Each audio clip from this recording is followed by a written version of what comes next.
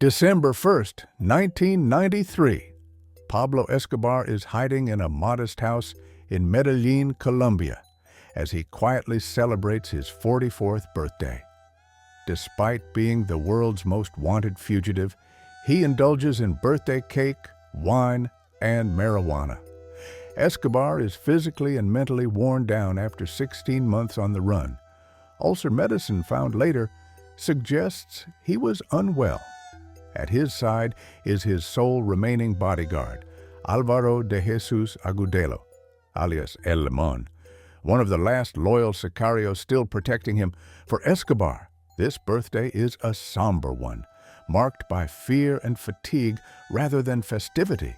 22 hours before, December 1st, 1993. As night falls, Escobar makes a fateful mistake. Breaking his own security rules about avoiding phone calls, he contacts his family by telephone to mark his birthday. This brief call to relatives, placed from his secret safe house, is intercepted by Colombian authorities, who have been relentlessly tracking him. Using surveillance technology, with support from U.S. intelligence, the Search Block Special Unit traces the signal from Escobar's radio telephone, narrowing his location to a middle-class neighborhood of Medellin. That night, a small army of Colombian police and soldiers begins quietly converging on the area, setting the stage for a confrontation the next day. Escobar settles in for the night, unaware that the noose is tightening around him. 8 hours before, December 2nd, 1993. By the next morning, Escobar grows anxious about his family's safety. In the past week, his wife and children, under threat from vigilantes and rivals, failed to find asylum in Germany and were sent back to Bogotá under government watch. Desperate and feeling cornered, Escobar reaches out via phone again. He reportedly calls a local Medellin radio station to complain about Germany's refusal to shelter his family, decrying the lack of solidarity by the German government.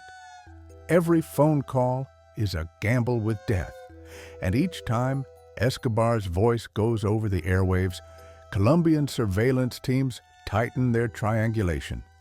The authorities stay alert, knowing that if he phones his family again, it will likely be their best chance yet to pinpoint his exact hideout. 1 hour before, December 2nd, 1993. Early in the afternoon, Escobar makes one final phone call. At about 1 p.m. on December 2nd, he dials Hotel Tequendama in Bogotá, where his family is being kept, and speaks to his 16-year-old son, Juan Pablo. He assures his family, "I'm fine," and advises them to stay in Bogotá for the time being. His wife even wishes him a belated happy birthday and urges him to be careful. The call lasts about 5 to 6 minutes, far longer than his usual cautious check-ins. This is exactly the opportunity the search block was waiting for. As Escobar talks, advanced radio direction equipment is already homing in on the signal.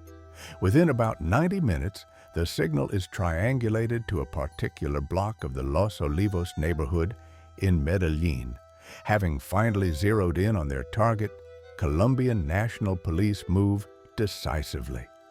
Rather than a large assault that might tip off the suspect, a 17-man elite team is dispatched to quietly surround the 2-story house where Escobar is hiding.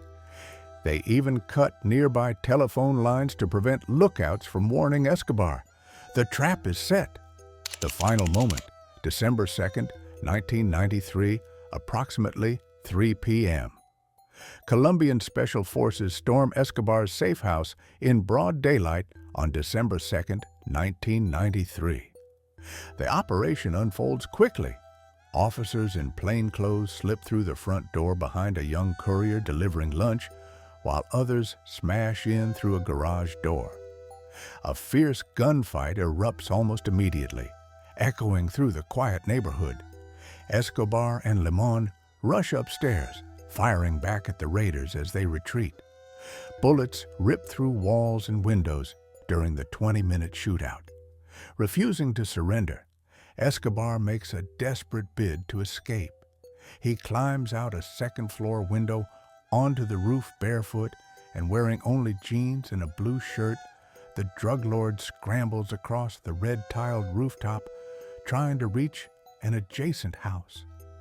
In that moment, the man who once ruled a multi-billion-dollar cartel is completely exposed.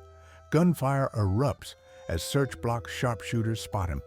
Escobar is struck by multiple bullets. One shatters his leg, others tear into his torso, and a final round pierces his ear and blows out his upper skull. Pablo Escobar falls to the roof, killed instantly by the head wound.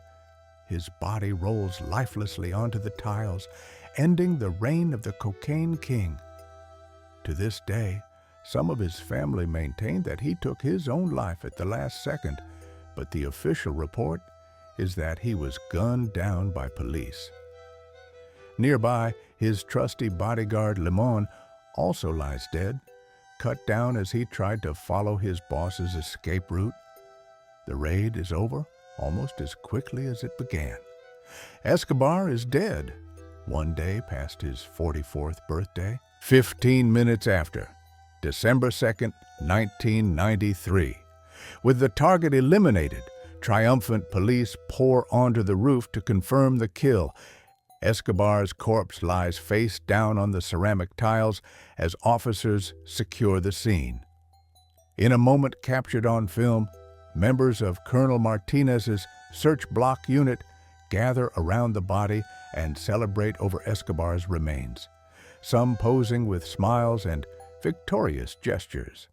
The 16-month manhunt, a bloody pursuit that claimed dozens of officers' lives, has finally ended. The news crackles over police radios. Objective down El Patron is history. Outside the house on the street, local residents and curious onlookers begin to flock toward the commotion, drawn by the sound of gunfire and now the sight of police activity on the roof.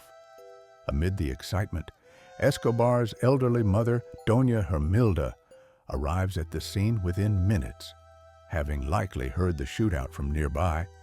Seeing her son's bullet-riddled body, she is emotional yet relieved, reportedly saying, "Thank God, he's finally at rest." For her, the violent saga that consumed their family has come to an end. 1 hour after, December 2nd, 1993, word of Pablo Escobar's death races across Colombia. In Bogotá, a phone call reaches Juan Pablo Escobar. Still at the hotel with his mother and sister, a TV news reporter informs the teenager that his father has been killed. Overwhelmed by shock and grief, Juan Pablo bursts out in anger on live television, vowing revenge. "If it's true, I'm going to kill every one of those sons of bitches who killed my dad." His outburst alarms the Colombian public, who fear the Escobar family might continue the cycle of violence. However, within the hour, Juan Pablo composes himself and retracts the threat. In a second statement, he apologizes for his harsh words, explaining that they came from pain, and declares he will not seek vengeance, saying, "We want peace, like the rest of Colombia." Back in Medellin, crowds have gathered as authorities carry away Escobar's body. Many locals are in disbelief. Pablo Escobar had been a paradoxical figure, a benefactor to the poor, as well as a fearsome narco-terrorist. Some impoverished residents quietly mourn the man they saw as a Robin Hood who built them housing and soccer fields, even as others rejoice that a violent era is over. That evening, Colombian President Cesar Gaviria addresses the nation to confirm Escobar's demise.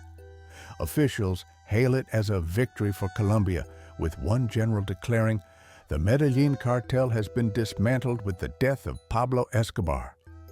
There is palpable relief among the authorities, yet also caution as they brace for any possible retaliatory attacks from remaining Escobar loyalists. Conclusion: Pablo Escobar's final day was a dramatic culmination of years of bloodshed, fear, and cat-and-mouse pursuit. His death marked the end of an era in Colombia. In Medellin, the immediate effect was striking. Within months, the city's murder rate reportedly plummeted by as much as 80%, with Escobar gone. The Medellin cartel he once led had already fractured, and rival traffickers in Cali even held celebratory parties that night, toasting the downfall of their one-time nemesis. Yet, Escobar's legacy remains conflicted. The day after his death, over 25,000 people attended his funeral, a testament to the mix of adoration and terror he instilled. To some, he was a folk hero who had stood up for the poor. To others, he was a murderous villain who brought a nation to its knees. Plata o plomo, silver or lead, died with Escobar, and Colombia slowly began healing from the narco war he fueled. His story has since been immortalized in countless books, films, and TV series, ensuring that the myth of Pablo Escobar lives on. But for the people of Colombia, December 2nd, 1993 remains a turning point. The day the king of cocaine fell and a measure of peace was restored to a country long haunted by his shadow.